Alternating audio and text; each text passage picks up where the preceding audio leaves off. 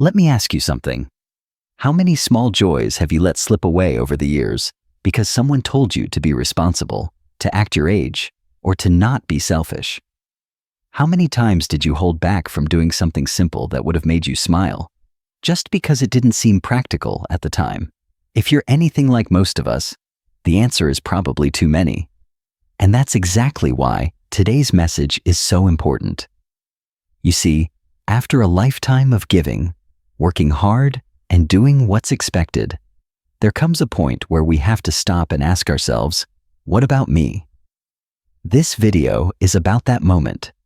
It's about the so-called guilty pleasures that we seniors are told we shouldn't indulge in, but actually we should. In fact, these 5 little pleasures are not just harmless, they're essential. They remind us that joy isn't a luxury, it's a right we've earned. So if you've ever felt like life is passing you by while you play it safe, stay with me. Because today, I'm going to walk you through 5 things you should absolutely embrace before it's too late. And the last one on the list? It might just be the most important of all. 1. Prioritizing yourself for once in your life. For most of your life, you've probably been the one everyone else could count on. You were the caregiver, the planner, the peacekeeper. You put others first, your kids, your spouse, your parents, your job. You stayed up late to make sure homework got done. You woke up early to cook breakfast or get to work. You canceled plans when someone else needed you. You put off dreams. You skipped rest. And you did it all without asking for much in return. That's what you were taught, right? To be responsible, to sacrifice, to give, even when it cost you. But let me ask you something. When was the last time you asked yourself what you need? Not what someone else needs from you, not what the day demands, not what's expected, but what you truly want or crave deep down. If it's been a long time, you're not alone. So many of us have spent our entire lives living for other people that we've forgotten how to live for ourselves. But here's the truth, and I want you to hear it clearly. There's no prize for putting yourself last. There's no gold medal for never resting, never spending, never dreaming. And if you don't start choosing yourself now, then when? Because time isn't waiting. The clock isn't slowing down. The older we get, the more we realize just how precious every moment is. And yet, we still hesitate to claim any of that time for ourselves. We tell ourselves, maybe later, maybe next year, maybe when everything else is taken care of. But there's always something else to take care of, isn't there? Always another phone call to return, another bill to pay, another task that feels more urgent than joy. And that's exactly why this moment, right now, is so important. This is your invitation to do something radical, to prioritize yourself, to wake up one morning and ask, what would make me feel alive today? Maybe it's as simple as sitting on the porch with a cup of coffee and no plans. Maybe it's finally trying out that painting class you always thought about. Maybe it's walking into your favorite store and buying something beautiful without thinking twice. Or maybe it's something deeper, saying no to something you've always said yes to, simply because it never really made you happy. And here's the thing, it doesn't have to make sense to anyone else. You've earned the right to live for you now. You've spent your life being the foundation for others. Now it's time to build something just for yourself. That doesn't mean you love your family any less. It doesn't mean you're selfish. It means you're human. And humans need joy. We need space to breathe. We need rest. We need to feel seen, not just as parents or grandparents or neighbors or caretakers, but as whole people with dreams, needs, and stories that are still being written. Prioritizing yourself might feel unfamiliar at first. You might hear that little voice in your head whisper, "You don't deserve this," or "This is too much," or "You're being selfish." But I want you to talk back to that voice. I want you to remind it that you've given so much, for so long. You've poured into others when your own cup was nearly empty. You've kept going when you were tired. You've smiled through pain. You've shown up, again and again. And now it's your turn. So take the trip, buy the book, sleep in, spend time with someone who makes you laugh, make something with your hands, dance in the kitchen, say yes to what makes you happy, and say no to anything that drains your spirit. Because this life, your life, isn't over yet. There's still so much beauty to be found, so much to enjoy, and it starts with giving yourself permission to matter, not just as someone who supports others, but as someone worthy of being supported. From this day forward, make space for yourself. Every single day, not because you've earned it, though you absolutely have, but because joy, peace, and presence are your birthright, not a reward, a necessity. 2. Saying exactly what's on your mind. How many times have you stayed quiet when something bothered you?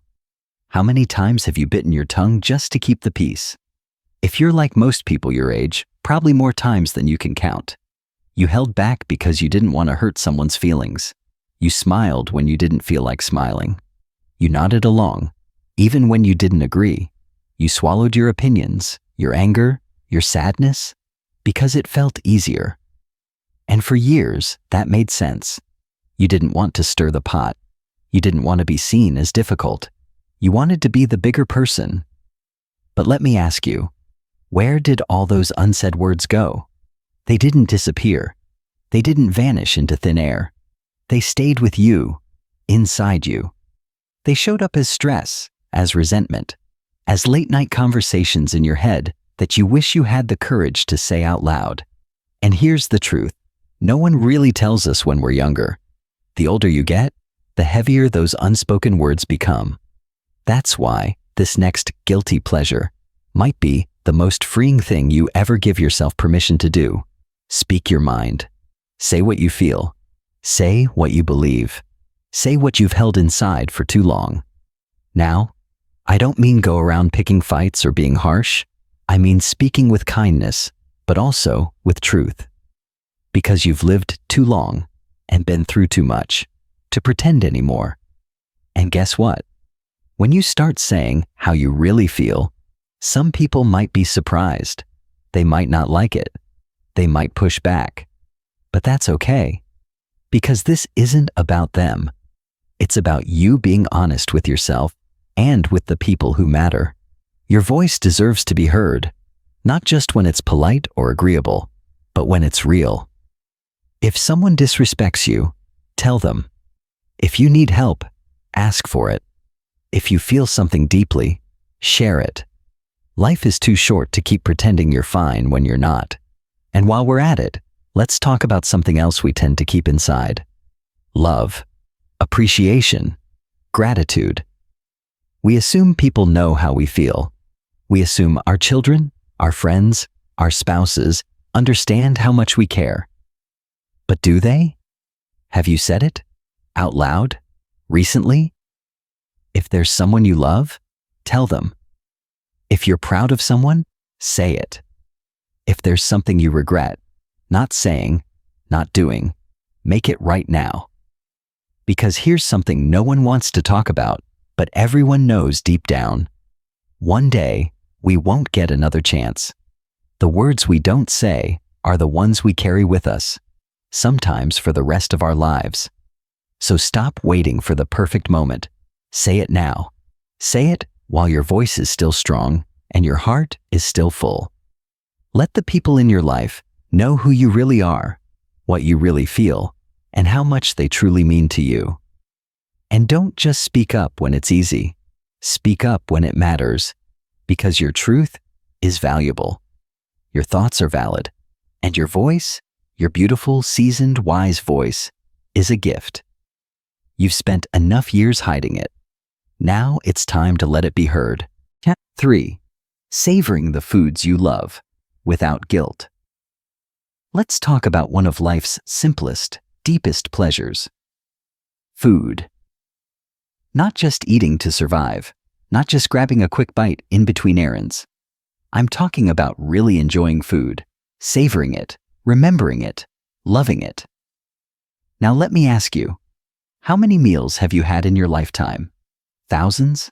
maybe tens of thousands. But how many of those did you actually slow down and enjoy?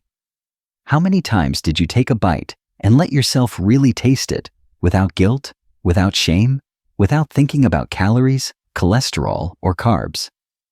For many of us, the honest answer is not enough.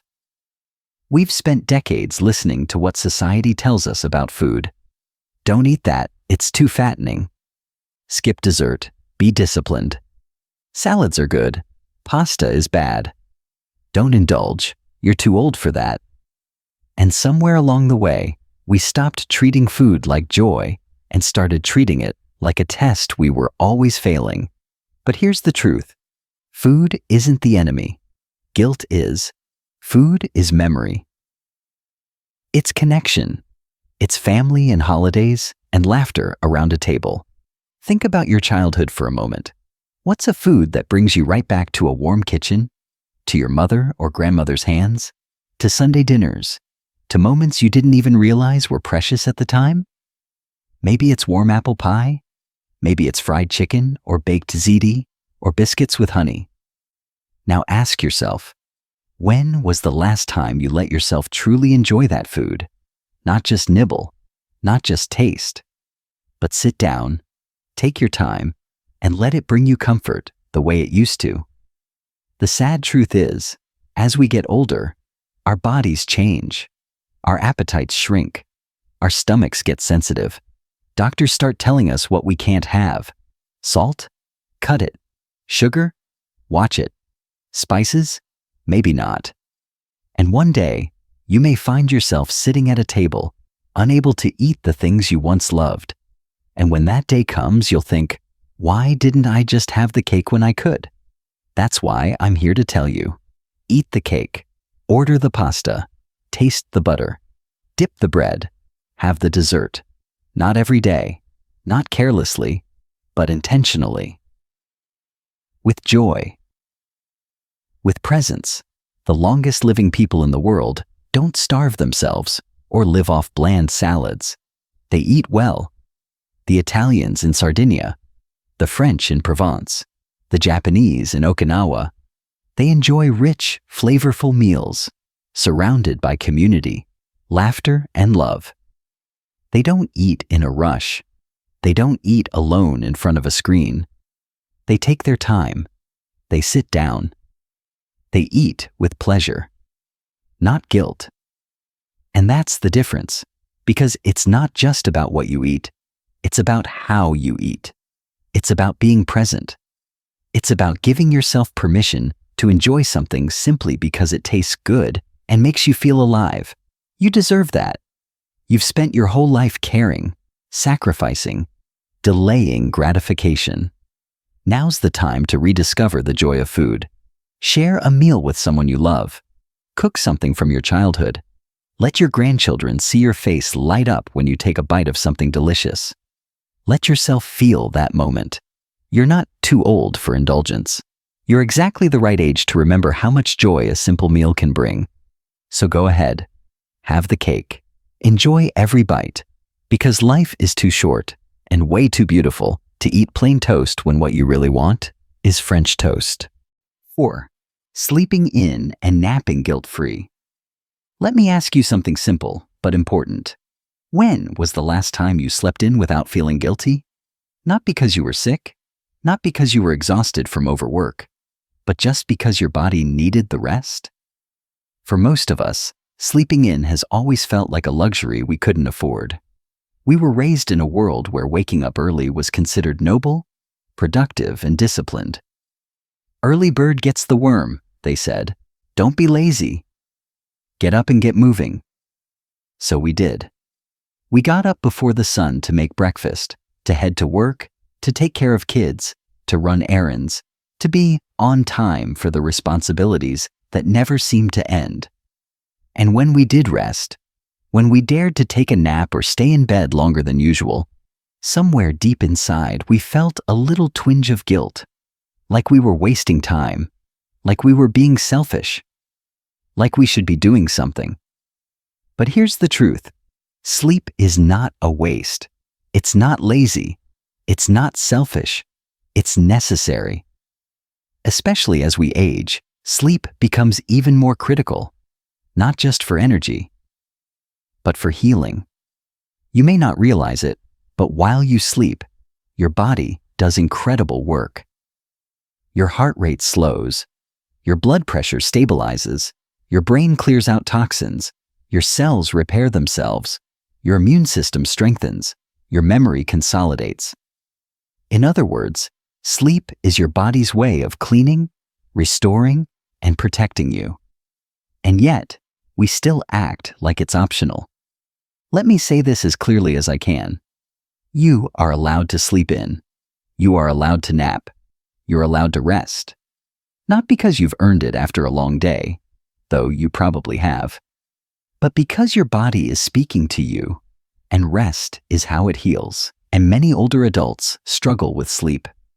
Insomnia, waking up in the middle of the night, aches and pains that make it hard to get comfortable, worries that creep in the moment your head hits the pillow. So when rest does come, let it. Welcome it. Don't fight it. There's nothing noble about ignoring your own needs. There's no award for powering through fatigue. And there's certainly no shame in listening to your body and saying, I need a little more time today.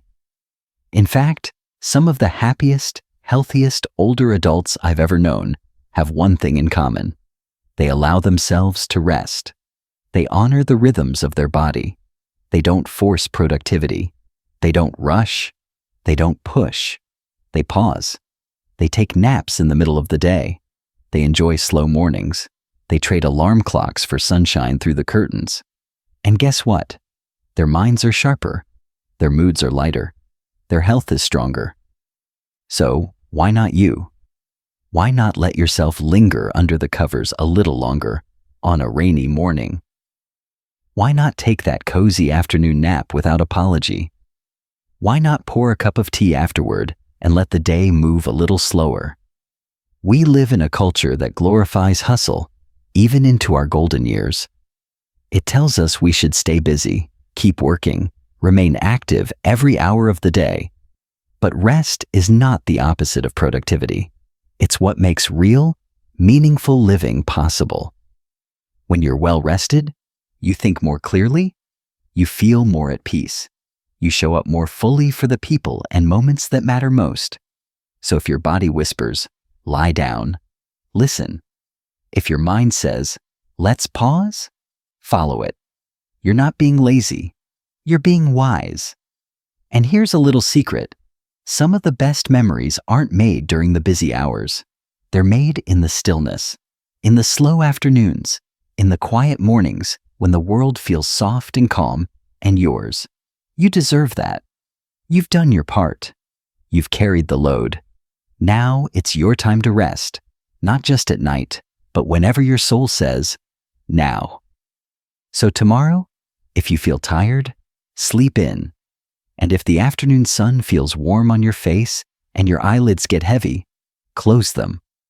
Rest, nap, and do it without guilt. Because taking care of yourself doesn't end with vitamins and exercise. Sometimes it starts with simply letting your body recharge. You're allowed to slow down. You're allowed to take up space. You're allowed to rest deeply, fully, and without a single ounce of shame. 5. Buying yourself something just because it brings you joy. Let's talk about money. Not in the usual way, but in the real way. Because if you're like most people who grew up during harder times, you were taught to be careful with every dollar. You were raised with phrases like, don't waste it, we can't afford that, or that's a luxury, not a necessity. So, what did you do? You learned to budget. You learned to do without. You learned to put things back on the shelf, to wait for sales, to tell yourself, I don't need it. And that mindset served you well. It helped you build a life. It kept your family afloat. It gave your children opportunities you never had. But here's the question I want to gently ask you now. When does it get to be your turn? Because I've seen it time and time again. Seniors who spent their whole lives saving, being responsible, putting off the extras. And then, when they finally retire, when they finally have the time and even the means to enjoy themselves, they still say no. They still hesitate. They still feel guilty. They still live with the belief that joy must be justified. But here's what they don't always realize. Time is the one thing you can't earn back. You can save money. You can spend less today and more tomorrow. But the ability to walk down a cobblestone street in Italy, the ability to try on that perfect coat and feel good in it, the energy to explore, to laugh, to treat yourself without thinking twice, that doesn't last forever. And when that chapter closes, you don't get a do-over. You don't get a second chance to say, I wish I'd taken that trip, or I wish I'd bought the thing that made me smile. So today, I want to invite you to do something that may feel foreign. Buy yourself something that brings you joy, not because you need it, not because it's practical, not because it's on sale, just because it makes you feel alive. Maybe it's a new pair of shoes that fit perfectly and make you feel stylish again. Maybe it's a beautiful piece of jewelry that sparkles the way your eyes used to when you danced. Maybe it's that garden bench you've been eyeing, the one you can picture yourself sitting on in the spring sunshine with a book in hand.